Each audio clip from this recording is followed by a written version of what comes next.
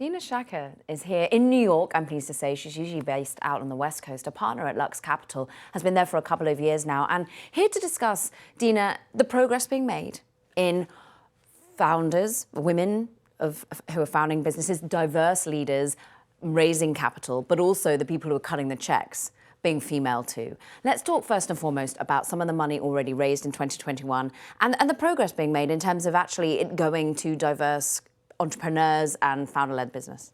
Absolutely, and thank you, Caroline, so much for having me. I'm delighted to say for the first time in many years, we've actually have some progress to report on, both in terms of the number of women at the table that are writing checks into companies, as well as the number of women who are founding companies and receiving venture dollars. Even more, we're actually seeing more exits and quicker time to exits from female-founded companies. And so there's some exciting news to report, but there is a lot of work that remains to be done here. And in some ways, the numbers show sort of a near doubling in terms of amount raised for female entrepreneurs. But what was the tipping point, do you think? In some weird way, has this been the silver lining of what became, of course, a health crisis, an economic crisis and a social crisis, and this moment of reckoning that more needed to be done?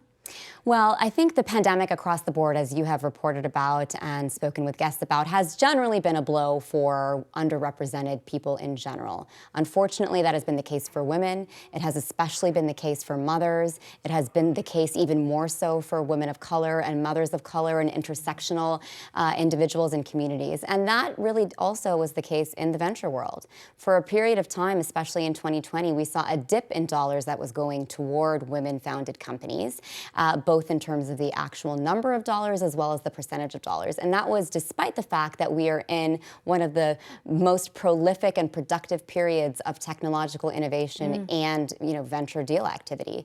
And I think there are many reasons that that is the case, a lot of which have to do with sort of systemic issues related to both to women as well as especially to communities of color. Now that is starting to change, and it is not a coincidence that it is changing both on the check writing side and on the venture-funded founder side, because there is data that shows that women investors tend to attract female founders and vice versa. There is a natural symbiosis that happens there.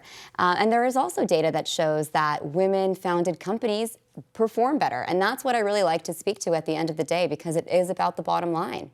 It's about performance. I mean, we've seen this in terms of money management, many feeling that women who control money can, in many ways, outperform because they have a different view on risk. We have had these moments of great glory this year. I just think of how Spanx has been selling amounts of their business and of course, founded by a female. We've had Rent the Runway going public, and to see a mother and her child ringing that bell together was like just such a moving moment. What businesses are being founded that you're really excited about? What problems are currently being fixed that you think are really notable?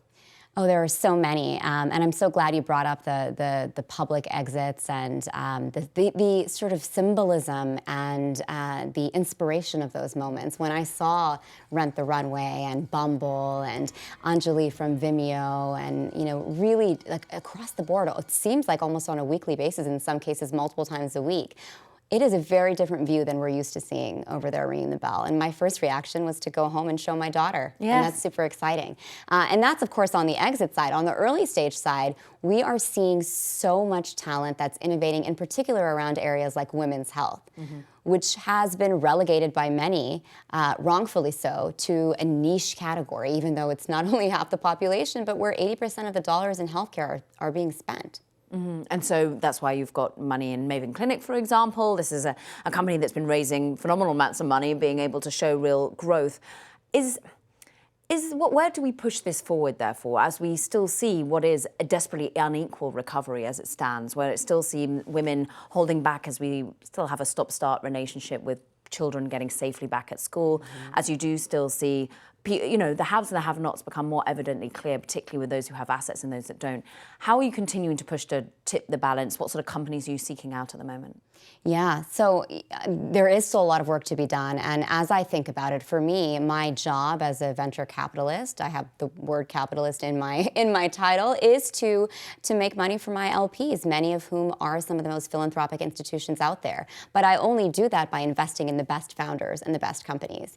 And that is where the data data is incredibly compelling. And if somebody were to arbitrage around early stage companies, well, they should be looking at women. They should be looking at founders of color. And the data shows that they outperform across the board, including, as I mentioned, faster time to exit.